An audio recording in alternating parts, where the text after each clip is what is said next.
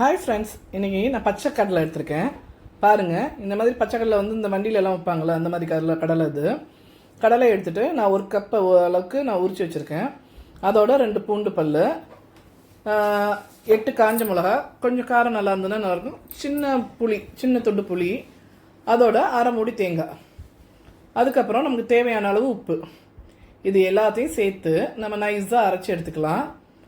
நல்லா நைஸாக அரைச்சி எடுத்துகிட்டு இதை வந்து ஒரு பாத்திரத்துக்கு மாற்றிட்டு, இது வந்து நீங்கள் நல்லா தண்ணியாக வச்சிங்கனாலும் இந்த சட்னி வந்து டேஸ்ட்டாக தான் இருக்கும். அதனால் நீங்கள் தண்ணி சேர்த்து நீங்கள் இது பண்ணிக்கலாம். இப்போ ஒரு வானலியில் எண்ணெய் சேர்த்துட்டு அதில் கடுகு, உளுத்தம்பருப்பு, கருவேப்பிலை சேர்த்து தாளித்து நம்ம அரைச்சி வச்சுருக்க சட்னியில் வந்து சேர்த்து மிக்ஸ் பண்ணிட்டிங்கன்னா நம்ம ரெடி பண்ணி வச்ச பச்சை பயிறு சட்னி வந்து சூப்பராக ரெடி ஆகிடும். இது இட்லி தோசைக்கெலாம் சாப்பிட்டா செம்ம டேஸ்ட்டாக இருக்குங்க.